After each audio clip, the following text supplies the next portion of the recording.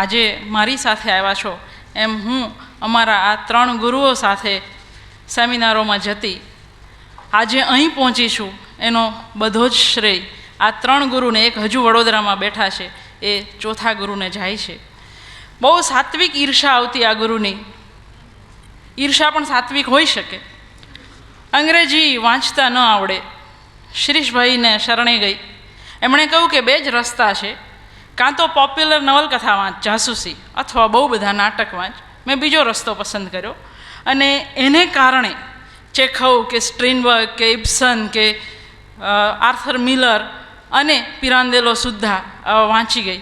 એટલે આજે જો બોલી શકીશ, ખબર નથી બોલી શકીશ કે નહીં, આને ન્યાય આપવો બહુ અઘરો છે, એનો બધો જ શ્રેય હું શિરીષભાઈને આપીશ. પિરાન્દેલો એક અદ્ભુત નાટ્યકાર. નાટકનું નામ છે 6 કેરેક્ટર્સ ઇન સર્ચ ઓફ.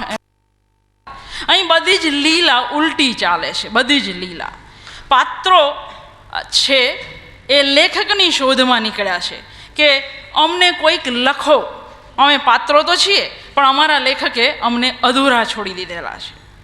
બીજી એક સમસ્યા છે જે પાત્રો એક્ટરોને ચેલેન્જ કરે છે કે તમે અમને કેવી રીતે ભજવી શકો, તમે અમને કેવી રીતે ન્યાય આપી શકો. કાલે તમે એક નાટક જોયેલું કે રંગલો છે કે શક્તિ છે, એ પ્રશ્ન છે. શક્તિને પેલો રંગલો પ્રશ્ન કરી શકે કે તું મને ન્યાય કેવી રીતે આપી શકે.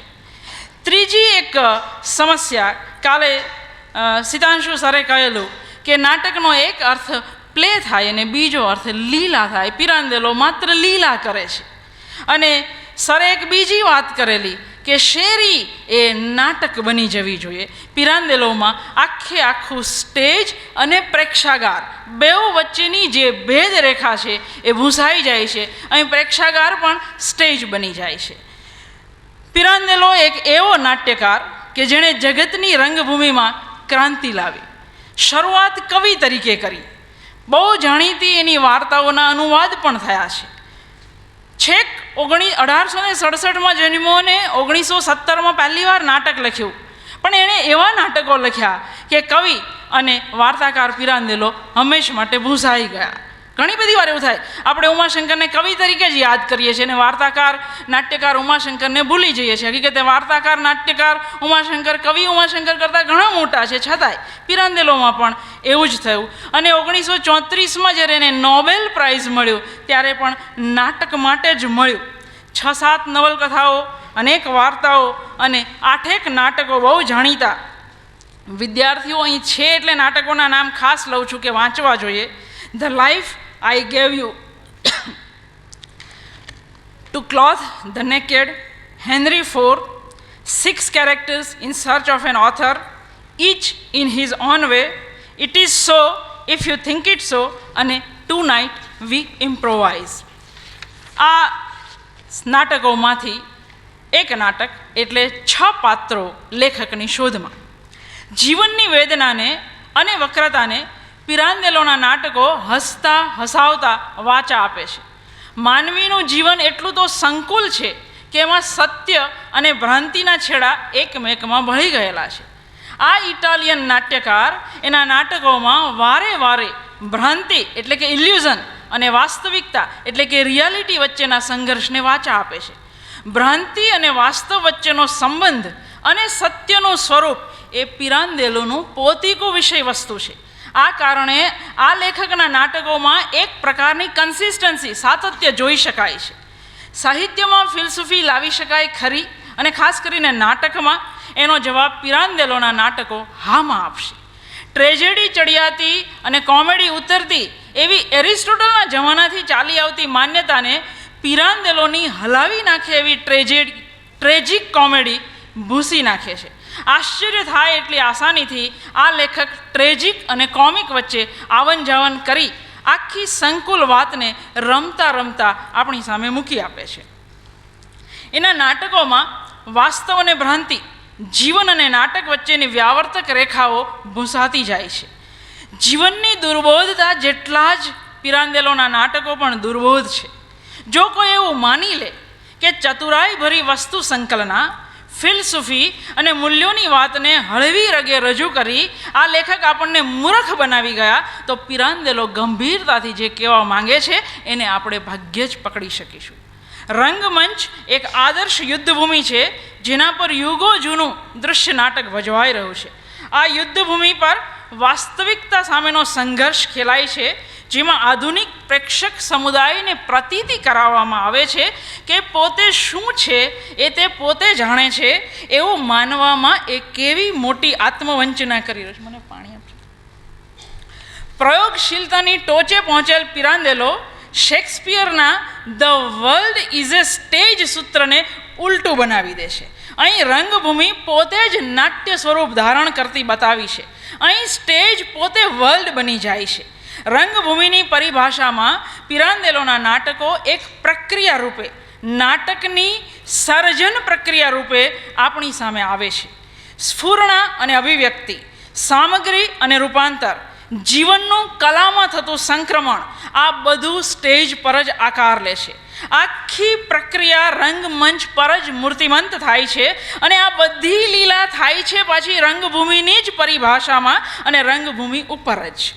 કળા એ શિસ્તમાં માને, સંયોજનમાં માને, સંકલનમાં માને, પસંદગી અને વિવેકપૂર્વકના તિરસ્કાર પુરસ્કારમાં માને અને જીવનનું સત્ય અવ્યવસ્થા અશિસ્તમાં રહેલું છે. પિરાન્દેલોના નાટકોમાં આ વિભાવના પણ ઉલટાઈ જાય છે. અહીં કશે શિસ્ત નથી, અશિસ્ત અરાજકતા છે. હુને તમે જો વાર્તા અને નવલકથા વાંચતા હોઈએ અને જો લેખક વચ્ચે દખલગીરી કરે અથવા તો માહિતી આપવા કૂદી પડે તો આપણે અકળાઈ જઈએ છીએ. પણ પિરાન્દેલોના નાટકોમાં તો લેખકની સાથે સાથે એના ચાહકો છે, વિરોધીઓ છે, વિવેચકો છે, કલાકારો છે, પ્રેક્ષકો છે, દરવાન, પોલીસ, મેનેજર, પ્રોમ્પ્ટર બધા જ હાજર છે. આને રંગભૂમિ તો કેવી રીતે કહી શકાય? સંયોગ ભૂમિ જ કેવી પડે? કારણ આ આખો તખ્તો સંયોગિક પ્રેક્ષકોથી ઉભરાય છે. તખ્તા પર જ પ્રેક્ષકો પિરાન્દેલોને ગાળો ભાંડે છે. ખબર નહીં આ માણસ શા માટે લખે છે. હરામ બરાબર જો એના એક પણ શબ્દમાં સમજ પડતી હોય તો એ શું આપણને મૂર્ખ સમજે છે? દરેક વખતે શા માટે એકની એક વાત ફિલસૂફીના પડીકામાં બાંધીને આપણા માથા પર ઝીકે રાખે છે? અને પ્રેક્ષકોની આ ફરિયાદને પાછા કલા વિવેચકો ભારેખમ પરિભાષા વાપરીને સમજાવવાની કોશિશ કરે છે. પિરાન્દેલો નાટકના સ્વરૂપ વિશે મૂળભૂત પ્રશ્નો છેડવાની સાથે સાથે વિવેચનના પ્રશ્નોને પણ વાચા આપતો જાય છે. ભાવક અને તખ્તા વચ્ચે જે વિવેચકોએ અર્થવાહી સેતુ બનવાનું છે એની બદલે ભારેખમ પરિભાષામાં બધું ગૂંચવી નાખે છે, એને પિરાન્દેલો ખુલ્લા પાડતા જાય છે. આપણને એક પ્રશ્ન થાય, થિયેટરમાં થિયેટર, નાટકમાં નાટક લાવતા પિરાન્દેલો આવા પ્રયોગોથી સિદ્ધ શું કરવા માંગે છે? એમના 3 નાટકો 6 characters, each in his own way અને ટુ નાઇટ વી ઇમ્પ્રોવાઇઝ, આ ત્રણેય નાટકોમાં આવી જ સંયોગ ભૂમિ છે, જ્યાં તખ્તા પર ધમાલ છે. 2 અંક વચ્ચે પડદો પડતો જ નથી. નાટક કેટલા અંકનું છે કોઈને ખબર નથી, ભજવનારને પણ નથી ખબર, દિગ્દર્શકને પણ નથી ખબર કે આમાં અંક કેટલા છે. કેટલા પાત્રો છે એ બિલકુલ નક્કી નથી. 2 પાત્રો જાય ને એની જગ્યાએ બીજા 2 આવે તો કોઈ ફરક પડતો નથી. પ્રેક્ષકો પણ પાત્રો થઈ જાય, પાત્રો પ્રેક્ષકો થઈ જાય. એવું કહેવાય છે કે 6 કેરેક્ટર જ્યારે પહેલી વાર પેરિસમાં ભજવાયેલું ત્યારે જે રીતે નાટકમાં પાત્રો અચાનક ફૂટી નીકળે છે એ જ રીતે લિફ્ટમાં ઉપરથી આ પાત્રોને તખ્તા પરથી ઉતારવામાં આવેલા અને 6 કેરેક્ટરની પ્રયોગમાં જે ધાંધલ ધમાલ થઈ એમાંથી પિરાન્દેલોએ એક નવું નાટક લખ્યું, એ છે each in his own way. પિરાન્દેલોની કળાનું, એની સફળતાનું, એની પ્રસિદ્ધિનું શિખર એટલે 6 કેરેક્ટર્સ. પહેલી નજરે વિવેચકોએ આ નાટકને ફેંકી દીધેલું, પણ ભજવાયા પછી આ નાટકના ખરા વિત્તનો પરિચય થયો. આ નાટકને ઘણાએ ક્યુબિસ્ટ નાટક પણ કહ્યું છે. ખરેખર તો આ નાટક નાટકની સર્જન પ્રક્રિયાનું, જીવનનું કલામાં થતા રૂપાંતરણને વિષય બનાવતું નાટક છે.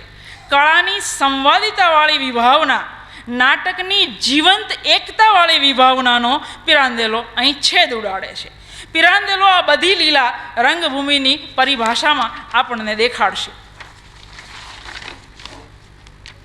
આ નાટક માત્ર નાટકની અંદર બીજા નાટકને સમાવતું નાટક નથી, પરંતુ નાટકના સ્વરૂપ વિશેનું નાટક છે. સૂચિત રિહર્સલથી શરૂ થતું આ નાટક થિયેટર અને એની પ્રક્રિયાઓને રંગમંચ પર જ મૂકી આપે છે. વિદ્યાર્થી મિત્રોને જરાક 2 મિનિટમાં વાર્તા કહી દઉં, કારણ કે છેલ્લા જે બોલવાવાળા હોય એને હંમેશા સમયની તંગી હોય. અહીં જે 6 પાત્રો આવે છે એમની વાર્તા કંઈક આવી છે. એક પિતા છે, પત્ની છે એટલે કે માતા છે, એક મોટી દીકરી છે, દીકરો છે અને 2 બાળકો છે. પતિ એક જ દીકરાનો બાપ છે. પત્નીએ બીજા કોઈ પુરુષને ચાહે છે એવું માનીને એણે બીજા પુરુષ સાથે પરણાવેલી છે. એના થકી એને 3 બાળક થયેલા છે. આ સાવકી દીકરી એ બાપને ભયાનક ધિક્કારે છે, દીકરો માને ધિક્કારે છે. અને આ બધા દલીલોની અંદર જે સૌથી નાનું બાળક છે એ ફુવારાની અંદર પડીને મરી ગયું અને 14 વર્ષનો જે છોકરો છે એણે પિસ્તોલથી આત્મહત્યા કરેલી છે. આ વાર્તા છે. 2 પાત્રોનું મૃત્યુ થઈ ચૂક્યું છે. દીકરી ઘર છોડીને નાસી ગયેલી છે. આટલું બની ગયું છે અને હવે આ 6 પાત્રો આપણી સામે સ્ટેજ પર પ્રવેશી રહ્યા છે.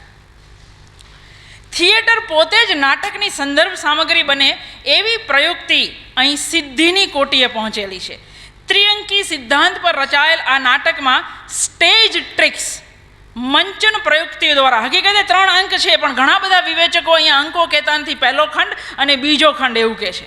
કારણ કે પ્રથમ અંક જ્યાં પૂરો થાય ત્યાં પેલા પાત્રોની વાર્તા ભજવીએ એવું ડાયરેક્ટર નક્કી કરે અને પોતાના જે એક્ટર છે, એક બાજુ એક્ટરનું ગ્રુપ છે, હકીકતે તો આપણે એક્ટરોને પણ કાલ્પનિક પાત્રો ભજવનાર જ માનીએ છીએ, અને બીજી બાજુ પાત્રો આવ્યા છે જે નાટકના પાત્રો હોવાનો દાવો કરે છે. એટલે કોણ કાલ્પનિક છે અને કોણ વાસ્તવિક છે એ દ્વિધા છે. અને પ્રેક્ષકોનો જે સમુદાય છે, જો નાટકની સ્ટેજની જે લીલા છે, એની જે માયાજાળ છે, પ્રેક્ષકો માનતા થઈ જાય છે આ એક્ટરો એ વાસ્તવિક છે અને પેલા પાત્રો એ કાલ્પનિક છે. આ પિરાન્દેલોની કમાલ છે. તો પહેલો અંક જ્યાં ડાયરેક્ટર એવું કહે પોતાના એક્ટરોને કે 20 મિનિટનો બ્રેક પાડું છું, પડદો ઉપડેલો જ છે, પડદો પડ્યો નથી, અને પાત્રો 6 પાત્રો ડાયરેક્ટર સાથે અંદર જાય, બધા જે એક્ટર છે એ આંટા મારે, અને આ પહેલો અંક. બીજા અંકની અંદર ભજવાઈ રહ્યું છે નાટક.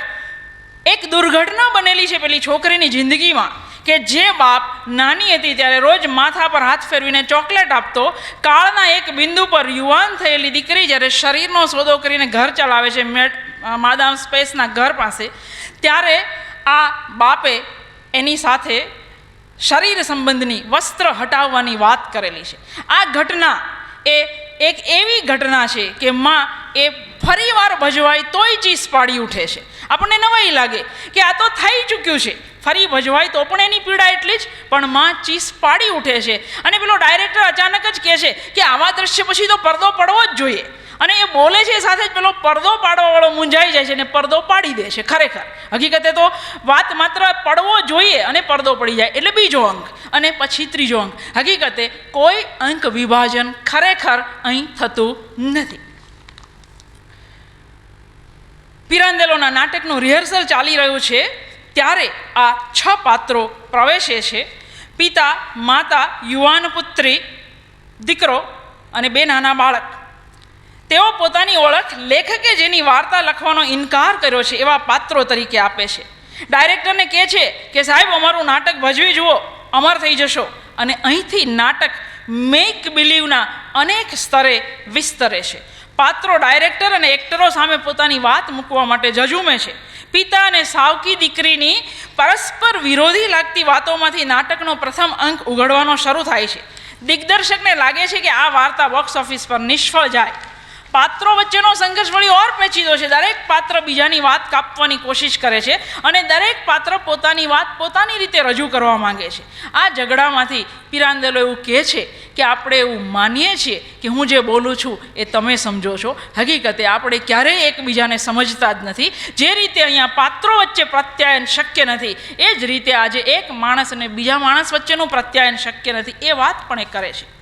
પાત્રો જ્યારે સ્ટેજ પર પ્રવેશે છે ત્યારે બાપ દીકરી વચ્ચેની ઘૃણાસ્પદ મુલાકાત, નાની છોકરીની ડૂબી જવાની ઘટના, છોકરાની આત્મહત્યા, ઘર છોડીને મોટી દીકરીનું નાસી જવું, આ બધી જ ઘટનાઓ બની ચૂકેલી છે. આ તમામ સંકુલ ઘટનાઓ બની ચૂક્યા પછી હવે આ 6 પાત્રો એમના જીવનમાં બની ચૂકેલી ઘટનાઓ સ્ટેજ પર ભજવવા તૈયાર થયા છે. પેલા રંગકર્મી એક્ટરો વાર્તાને બરાબર ભજવી શકે એટલા માટે એ લોકોએ આને ભજવી બતાવવાનું છે. જેની કોઈ સ્ક્રિપ્ટ જ નથી એવી વાર્તાના આ પાત્રો સામે કલાકાર અને દિગ્દર્શક હસે છે, પણ પિતા અકળાઈને એમને જવાબ આપે છે કે તમને ખબર છે, જે પાત્ર રૂપે જન્મે છે એ જ હંમેશા જીવે છે. સર્જક નથી જીવતો, પાત્ર જીવે છે. જે મરી જાય છે એ ક્રિએટર છે. સર્જનનું માધ્યમ મરે છે, કૃતિ કદી મરતી નથી, પાત્રો કદી મરતા નથી. પાત્રોની મશ્કરી કરતા મેનેજર, કલાકારો વગેરેને પિતા કહે છે, અમે કોઈ પુસ્તકમાં નથી એટલે તમે અમને સ્વીકારવા તૈયાર નથી. પેલા લોકો એક્ટરો જવાબ આપે છે કે સ્ક્રિપ્ટ વગર નાટક થાય જ કેવી રીતે? પિતા કહે છે, the script is inside us, drama is in us and we are the drama. પાત્રો જે વાત કરે છે એને કારણે ગૂંચવાડો વધતો જાય છે. દરેક પોતાની રીતે પોતાના તાનમાં પોતાના સત્યને રજૂ કરવાની કોશિશ કરે છે. અને પિતા કહે છે કે તમને નથી લાગતું આ બધી જ સમસ્યાઓ આ શબ્દોમાંથી જ સર્જાય છે? આપણે હંમેશા એવું માનીએ છીએ કે આપણે એકબીજાને સમજીએ છીએ, પણ હું જે બોલું છું તે મારા મૂલ્યો અને મારી માન્યતા પ્રમાણે હોય. તમે એને જ્યારે સમજો ત્યારે તમારા મૂલ્યો અને તમારી માન્યતા પ્રમાણે સમજતા હો છો. વી think that we understand each other, but we never understand each other. મેં આ સ્ત્રી પ્રત્યે દયા મમતા બતાવી અને બીજા પાસે પરણાવી બીજા સાથે, પણ એને તો એવું લાગે છે કે મેં ક્રૂરતા બતાવી. પિતા અર્થઘટનની સાપેક્ષતાની પણ વાત કરે છે કે આપણે એવું માનીએ છીએ કે હું જ્યારે જે કંઈ બોલું છું ત્યારે એ એક જ છે. નહીં, માણસ દરેક પળે બદલાતો હોય છે. તમે એક સાથે જે રીતે વર્તો છો એ જ રીતે તમે બીજા સાથે કદી નથી વર્તતા હોતા. પિતાની આ પીડા એટલા માટે છે કે એની જિંદગીમાં એક એવી પળ આવી જેને કારણે દીકરીએ હંમેશ માટે એને એક ઘૃણાસ્પદ વ્યક્તિ તરીકે સ્વીકારી લીધો. બાપ કહે છે, હું એ એક જ ક્ષણનો માણસ નથી, હું સતત બદલાતો માણસ છું, હું બીજો પણ માણસ છું, એનો સ્વીકાર કરો. પણ દીકરી માનવા તૈયાર નથી. પિતાની જે ઉક્તિ છે એ કહે છે કે હું એ એક પળને બાદ કરતા સાલસ છું, નૈતિકતાવાળો છું. પણ આ એક ઘટના પરથી તમે મને આટલો હલકો માની લો એ અયોગ્ય છે. જો નાટકની પરિભાષામાં આનું એક બીજું પરિમાણ ઉકેલવું હોય તો એ છે કે આ પિતા એક અધૂરી વાર્તાનું પાત્ર છે. એવી વાર્તા જેમાં એની આટલી જ ઓળખ આપવામાં આવી છે. વધારાના દ્રશ્યો નથી કે જે એની છાપને બદલાવી શકે. એટલે જ એ આ વક્રતા સામે સૌથી વધારે વિરોધ કરે છે. પિતા અને સાવકી દીકરી આ બધા પાત્રોમાં સૌથી વધારે વાચાળ છે. સૌથી વધારે જીવંત અને પરિમાણસભર પાત્રો પણ એ બે જ છે. જ્યારે બાળકોમાં કશું ખાસ નોંધવા જેવું નથી. દીકરો એ સતત નારાજગી દર્શાવતું પાત્ર છે. બધાથી અતડો રહેશે, કહી દે છે કે મને આ નાટકમાં નહીં ગણો, હું તમારા માનો એક નથી. હું શું અનુભવું છું એ હું જાણું છું, પણ મારે કશું કહેવું નથી, હું કહેવા માંગતો નથી. એનો સ્ટેજ પરનો પહેલો પ્રવેશ જ્યારે થાય છે ત્યારે પણ એના મોઢા પરની ચીડ આપણે જોઈ શકીએ છીએ. પાછળથી હું ભૂલી જાઉં એટલે પહેલાં જ કહી દઉં, ચિઠ્ઠી આવે પહેલાં જ, પાત્રો અને એક્ટરો બેને છૂટા પાડવા માટે પિરાન્દેલોએ એક પ્રયુક્તિ રાખી છે. એણે પાત્રો માટે મોહરા પસંદ કર્યા છે. આ એવા મોહરા છે જે કાયમી ભાવ દર્શાવે. પિતા તો પશ્ચાતાપવાળું મોહરું, માતા તો વિષાદમય, દીકરો ઘૃણા, દીકરી તિરસ્કાર.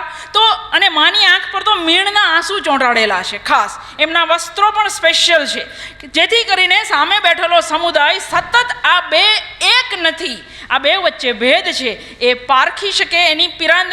અને આ એક એવો નાટ્ય લેખક છે જેણે દિગ્દર્શકને ઝીણામાં ઝીણી સૂચનાઓ એણે લખેલી છે. એટલે જો કોઈ દિગ્દર્શક પિરાન્દેલોની સૂચનાઓ પ્રમાણે નાટક ન ભજવે તો એનો જે અર્થ છે એ મારો જવાની પૂરેપૂરી શક્યતાઓ છે. અને એક બીજી વાત જે મને કહેવાની તક નથી મળવાની એ છે રિહર્સલ. એના ઇટાલિયન જે અર્થ છે અને એક છે ટુ ઇમેજિન.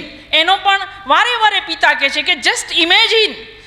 તમારે કલ્પના કરવાની છે, આખી નાટકની તમારે કલ્પના કરવાની છે. તમારી સામે તો માત્ર 2 જ દ્રશ્યો ભજવાવાના છે, એક મેડમ પેસવાળું અને એક છેલ્લે બગીચાવાળું. બીજા કોઈ દ્રશ્યો અહીંયા ભજવાતા નથી. અને પાત્રો જ્યારે દલીલ કરે છે કે બગીચો ક્યાં, દુકાન ક્યાં, અને ડાયરેક્ટર ગુસ્સે થઈ જાય છે કે તમારા માનમાં મારે અહીંયા દુકાન પણ ઊભી કરવાની છે. You have to believe. આપણે જે સસ્પેન્શન ઓફ ડિસબિલીફની વાત કરીએ છીએ, નાટક કે કોઈ પણ કળામાં પ્રવેશવાની તમારે માની લેવાનું છે. It is all make believe here. પેલી દીકરી કહે છે કે એ તો સમસ્યા છે કે બધું માની લેવાનું છે, પ્રશ્નો નથી પૂછવાના. પણ મેટા થિયેટર એ પિરાન્દેલો પછી વધારે પ્રતિષ્ઠિત થાય. મેટા થિયેટર આપણને પ્રશ્ન પૂછવાની છૂટ આપે છે કે પૂછો પ્રશ્ન. તમારે દરેક ડાયરેક્ટર કે લેખક આપે એ સ્વીકારી લેવાની જરૂર નથી. દીકરો કહે છે કે હું અહીંથી જતો રહીશ, મારે સ્ટેજ પર રહેવું નથી.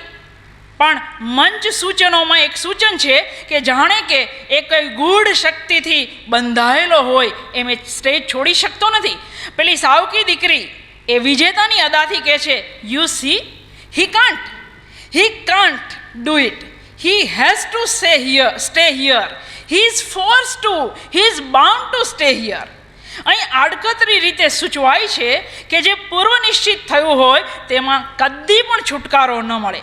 દીકરાને ગમે કે ન ગમે, પણ પરિવારના એક ભાગ તરીકે એનું સર્જન થયું છે એટલે એણે આ ટ્રેજેડીમાં ભાગ લેવો જ પડે. એની પાસે બીજો કોઈ વિકલ્પ નથી. અને એક રીતે અહીં એક બીજું પરિમાણ પણ વ્યક્ત થાય છે. માણસ એકવાર જન્મ લે તો એણે જીવવું જ પડે. એને ભાગે જે રોલ આવે એણે નિભાવવો જ પડે. અને મૃત્યુ પર્યંત એનો કોઈ છુટકારો નથી. પાત્રનું મૃત્યુ એટલે શું? સ્ટેજ છોડે એ પાત્રનું મૃત્યુ છે. જ્યાં સુધી સ્ટેજ પર છે ત્યાં સુધી જ પાત્ર જીવતું હોય છે. દીકરો સ્ટેજ છોડીને જઈ શકતો નથી. સ્ટેજ છોડીને જવા માટે તે સ્વતંત્ર નથી. હા, એ મૂંગા રહેવાનું જરૂર પસંદ કરી શકે, પણ નાટકની પરાકાષ્ઠાની પળોમાં એની મૂંગા રહેવાની પસંદગી પણ હવા થઈ જાય છે અને એ પોતે જ અનાયાસે કથક નેરેટર બની બેસે છે. આ ક્ષણે એવું લાગે કે ગ્રીક નાટકમાં કોરસ જે કામ કરતું હતું એ જ કામ આ દીકરો અત્યારે કરી રહ્યો છે. આખા દ્રશ્ય નાટકનો એક ભાગ છે, પણ સમગ્ર નાટકમાં એ કશે પરફોર્મ કરતો નથી. મંચ પરના કલાકારો મેં કહ્યું એ પ્રમાણે સ્પષ્ટપણે 2 ભાગમાં વહેંચાઈ ગયા છે. એ શા માટે? કે એક્ટરોની પરિવર્તનક્ષમ નૈસર્ગિક કરતાં પાત્રો વધારે સાચા અને વધારે સાતત્યસભર લાગે. આ પાત્રો એવા વાસ્તવિક લાગવા જોઈએ કે જેમાં કોઈ ફેરફારને અવકાશ નથી. દરેક પાત્રની મૂળભૂત લાગણી પેલા મોહરા વડે એમના સાથે જોડાયેલી છે. દ્રશ્યો ભજવવાના શરૂ થાય એ પહેલાં કલાકારો વિરોધ કરે છે. એમની ફરિયાદ છે, જો આ બધા ભજવવાના હોય તો અમારે શું કરવાનું? અમે એક્ટરો છીએ, અમારે શું કરવાનું? તો અમે તો માત્ર ઇમ્પ્રોવાઇઝર બની જઈશું. ડાયરેક્ટર એમને સમજાવે છે, હમણાં આ લોકો જે ભજવે તે ધ્યાનથી જુઓ, પછી તમને તમારા લખેલા રોલ મળી જશે. આ સાંભળતાની સાથે પેલો પિતા જાણે આસમાનમાંથી નીચે પટકાય છે. એ ગૂંચવાઈને પૂછી બેસે છે, પાત્રો તો અમે છીએ, પછી આ લોકો શું ભજવવાના? ડાયરેક્ટર કહે છે, here my dear sir, the characters do not act, here the actors act, the characters stay there in that script. તમારે ચોપડીઓમાં રહેવાનું હોય, સ્ટેજ પર તો આ એક્ટરો આવે, પાત્રો કદી ન આવે. હવે પાત્રો દલીલો આદરે છે. તમારા કલાકારો અમને કેવી રીતે ન્યાય આપી શકે? અમારા અવાજ, અમારા હાવભાવ, અમારું વ્યક્તિત્વ, મારો સ્વભાવ, અમારો આત્મા, અમારું સમગ્ર વ્યક્તિત્વ, આ બધાની નકલ તમારા આ એક્ટરો કરી જ કેવી રીતે શકે? અમે જે અનુભવીએ છીએ, અમારી જે પીડા છે એની અભિવ્યક્તિ તમારા આ એક્ટરો કેવી રીતે કરી શકે? અમને નથી લાગતું કે અમારા જીવનમાં જે પ્રસંગો બન્યા, જે દ્રશ્યો ભજવાયા, એમાંનું કંઈ પણ આ સ્ટેજ પર શક્ય હોય. ડાયરેક્ટર અકળાઈ જાય છે. એ કહે છે કે અહીં જે કંઈ થાય એ માત્ર એક્ટરથી જ થાય, તમારાથી નહીં. પાત્ર અને ડાયરેક્ટર કોઈ વાતે સંમત થઈ શકતા જ નથી. દ્રશ્ય, પેલી દીકરી કહે છે કે ચાદર આવી જ હોવી જોઈએ, ફૂલવાળી ચાદર હતી. પેલો ડાયરેક્ટર ગુસ્સે થઈ જાય છે કે હું એ બધું અહીંયા લાવી શકું નહીં. આ નાટકનું ભાઈ 5 મિનિટ સૌથી અગત્યનું દ્રશ્ય છે માદામ પેસની દુકાન પર બાપ દીકરીનું મિલન. આ 6 પાત્રો જ્યારે પ્રવેશ્યા છે એમની સાથે માદામ પેસ તો છે જ નહીં. પિતા કહે છે એ જીવે તો છે. આપણે જો એના ધંધાની જગ્યા જેવું આબેહૂબ દ્રશ્ય ખડું કરીએ તો કદાચ એ જોઈને આવે પણ ખરા. અને જુઓ રંગભૂમિની કમાલ, દૃશ્ય ઊભું થાય છે અને ખરેખર માદામ સ્પેસ ચાલતા ચાલતા આવે છે. જે દ્રશ્યમાં માદામ સ્પેસ પ્રવેશ કરે છે એમાં ભ્રમણા અને વાસ્તવને સપ્રયોજન ધૂંધળા બનાવી દેવામાં આવ્યા છે. માદામ સ્પેસ પ્રવેશે ત્યારના જે મંચ સૂચનો છે એ ડાયરેક્ટર અને એક્ટરો બધા ડરી ગયા છે. એમને લાગે છે કે એમના આમ અચાનક આવવા પાછળ કોઈક મેલી વિદ્યા કામ કરી રહી છે. આ ક્યાંથી આવી આ બાઈ? એક્ટરોને નવાઈ લાગે છે. જીવનની અતાર્કિક ઘટના જેવી બાબતોથી તેઓ ભયત્રસ્ત છે. માદામ સ્પેસનો અતિ સ્થૂળ દેહ અને એમની બોલવાની લઢણ, એમાં એક્ટરોને અને ડાયરેક્ટરને મજા આવે છે. ડાયરેક્ટર કહે છે કે આ જ રીતે બોલો, પ્રેક્ષકોને મનોરંજન મળશે. પેલી દીકરી દલીલ કરે છે માદામ સ્પેસ એમની ખરી જિંદગીમાં પણ આવા સ્થૂળ અને એ આ જ રીતે બોલતા હતા. દ્રશ્ય ભજવવાનું શરૂ થાય છે અને માતા દોડી અને માદામ સ્પેસની વીગ ખેંચી કાઢે છે. ડાકણ, ખૂની, તે જ મારી દીકરીની જિંદગી બગાડી. વાસ્તવિક જિંદગી અને નાટક વચ્ચે કેવી પાતળી રેખા છે! આ બેઉના સત્ય વચ્ચે કેવો ભેદ છે! માની લો કે આ નાટક છે, તો હવે બની ગયેલી ઘટનાઓનો આઘાત ઓગળી જશે ખરો? જિંદગીમાં એક ભયાનક આઘાત આપતી ઘટના બની ગઈ. જે બાપ રોજ નિશાળેથી નીકળતી વખતે માથે હાથ ફેરવીને ચોકલેટ આપતો, એ જ બાપ સમયના એક વળાંક પર આલિંગનમાં લઈ અને કપડાં હટાવવાની વાત કરે તો દીકરીના મન પર શી વીતે? એ સમયે અચાનક આવી ચડેલી માની હાલત કેવી થાય? આ જ ઘટના તમે ફરી ભજવી શકો ખરા? માં પોતાના પતિને પોતાની દીકરી સાથે પ્રેમ કરતો જોઈ શકે ખરી? યુવાન દીકરો આ બધું સહન કરી શકે? હવે આ દ્રશ્ય વાસ્તવિકતા નથી. હવે તો એ તખ્તા પર ભજવાઈ રહ્યું છે, પણ તોય એની પીડા અને એના ત્રાસ ઓછા હશે ખરા? નાટક જો માત્ર મેક બિલીવ હોય તો પીડા કે ત્રાસ ન થવા જોઈએ. પણ અહીં તો ભજવણી વખતે પણ માં ચિત્કારી ઉઠે છે, પિતાને ઘાતકી નાલાયક કહેતી રડી પડે છે અને ડાયરેક્ટર આવા દ્રશ્ય પછી તો પડદો પડવો જ જોઈએ એવું બોલી ઉઠે છે અને નાટક અને વાસ્તવ વચ્ચે ગોથે ચડી ગયેલો પેલો પડદાવાળો ખરેખર જ પડદો પાડી દે છે. આવું જ અંતિમ દ્રશ્યમાં છે જ્યાં એના 2 સંતાનોનું મૃત્યુ થવાનું છે. આ બીજું દ્રશ્ય ભજવાવાનું છે સ્ટેજ પર. માં ડાયરેક્ટરને વિનંતી કરે છે રડતી રડતી, no no, don't allow it sir, please don't allow it. ડાયરેક્ટરને સમજ નથી પડતી કે જ્યારે આ બધું ભૂતકાળમાં બની ચૂક્યું છે તો અત્યારે આ સ્ત્રી ભજવવાની ના કેમ પાડે છે? પણ માં કહે છે એ પતિ નથી ગયું, એ દરેક પળે બની રહ્યું છે. તમે આ 2 બાળકોને જુઓ છો ને, એને તમે બોલતા સાંભળ્યા? એ બોલી જ નથી શકતા.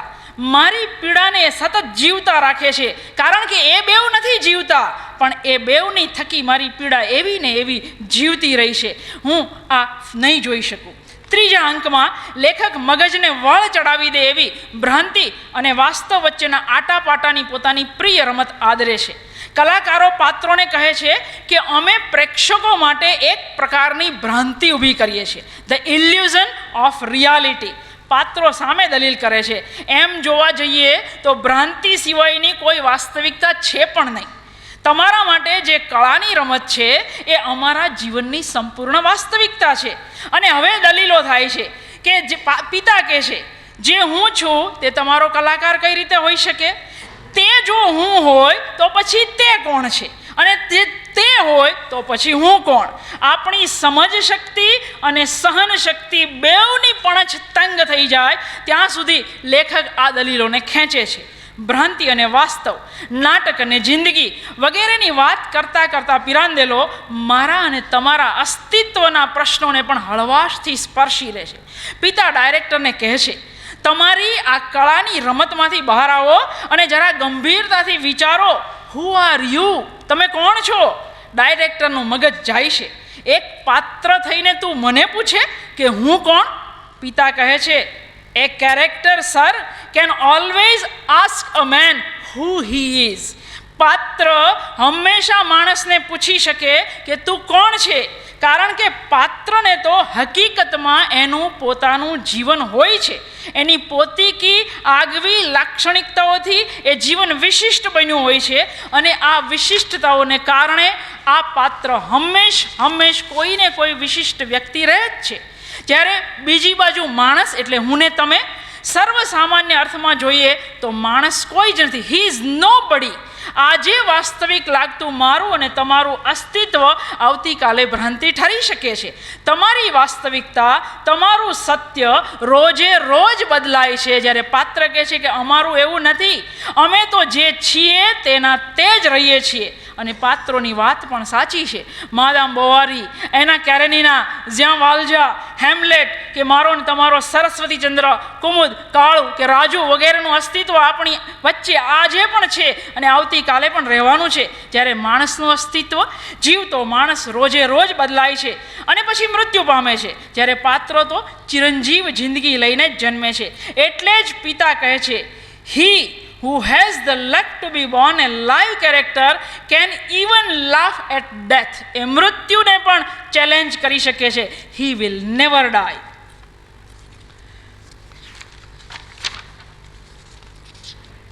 આખા નાટકમાં સંપૂર્ણપણે માળખાની તોડફોડ છે. જે પ્રકારની રંગભૂમિથી હું ને તમે ટેવાયેલા હતા એવી રંગભૂમિ બિલકુલ પેરાન્દેલોમાં નહીં જોવા મળે. માત્ર સંયોગ ભૂમિ. માળખાની આવી તોડફોડ અને પ્રેક્ષકોની વચ્ચે દૃશ્યની ભજવણી આપણે જે જોઈએ છીએ તે વાસ્તવ છે એ વાતને સમર્થન આપે છે. અહીં વિરામ, અંતરાલ બધું જાણે કે અકસ્માતે ગોઠવાયું હોય એવું લાગે છે. અંક વિભાજન, પાત્ર નિરૂપણ, મંચ સજ્જા, આ તમામ બાબતે પિરાન્દેલો સુસંકલિત ચુસ્ત નાટકની પરંપરાઓને તોડી નાખે છે. નાટક જોતા હોઈએ ત્યારે નાટકની સર્જન પ્રક્રિયાની તમામ ગતિવિધિ જોઈ શકાય છે. અધૂરું રહી જતું રિહર્સલ, અધૂરા છૂટી ગયેલા, છોડી દેવાયેલા પાત્રો, ઉતાવળે ઊભા કરેલા સેટ વગેરે તમામ બાબતે પિરાન્દેલોએ પરંપરાથી છેડો ફાડ્યો છે. સૂચિત રિહર્સલથી શરૂ થતું 6 કેરેક્ટર થિયેટર અને એની પ્રક્રિયાઓને જ રંગમંચ પર મૂકી આપે છે. બીજી રીતે કહીએ તો નાટક થિયેટર માટેની રૂપક ગ્રંથિ બની જાય છે. નાટકમાં નાટક ભજવાતું જાય છે અને થિયેટર પોતે જ નાટકની સંદર્ભ સામગ્રી બની જાય છે. હું આખી વાત હવે રિહર્સલવાળી અને ઇમેજિનવાળી છોડી દઉં છું. નીતિનભાઈ આખા બાકી છે હજુ. આ નાટકની તાકાત, અને મારા કરતાં એ મારા ગુરુ છે અને એમનું નાટક એ આટલું જ પાવરફુલ છે. એટલા માટે હું છેલ્લે આટલું સાંભળ્યા પછી તમે પિરાન્દેલો વાંચશો એ મને શ્રદ્ધા છે એટલે છોડી દઉં છું. આ નાટકની તાકાત ન તો પાત્રોની વાર્તામાં રહેલી છે, ન એમાં રજૂ થયેલા વિરોધાભાસી વિચારોમાં. આખા નાટકની પાછળ રહેલા મૌલિક અર્થમાં જે કંઈ બને છે તેમાંથી પ્રગટતા અર્થમાં આ નાટકની તાકાત પડેલી છે. આધુનિક વાસ્તવવાદનો અર્થ પિરાન્દેલો પલટી નાખે છે. મંચ એ મંચ નથી પણ પરિચિત સ્થળ છે એવો દેખાવ ઊભો કરવાને બદલે પિરાન્દેલો એવો દેખાવ ઊભો કરે છે કે પેલું પરિચિત સ્થળ સાચું નથી, એ સ્થળ ખરેખર તો રંગમંચ છે અને એવો મંચ જેમાં વાસ્તવના અનેક સ્તર છે. આ અર્થમાં મનુષ્ય જીવન થિયેટ્રિકલ એટલે કે નાટકી છે. જિંદગીનું વાસ્તવ ખરેખર વાસ્તવ નથી પણ આભાસ માત્ર છે. પિરાન્દેલોએ કહ્યું છે કે આધુનિક વાસ્તવવાદને અતિક્રમી જતા આ નાટકના પાત્રો ભલે રોમેન્ટિક હોય પણ નાટક રોમેન્ટિક નથી. એટલે જ પિરાન્દેલોના નાટકોની દેખીતી હળવાશમાં અટવાઈ જવાને બદલે કરુણ ગંભીર તંતુ સુધી પહોંચવાની કોશિશ કરવી જ પડે. બાકીનું બધું જ તમારા હસ્તે. મને 3 ગુરુઓ પાસે ઊભા રહેવાની મહેરબાની બદલ હું ભરૂચનો આભાર માનું છું.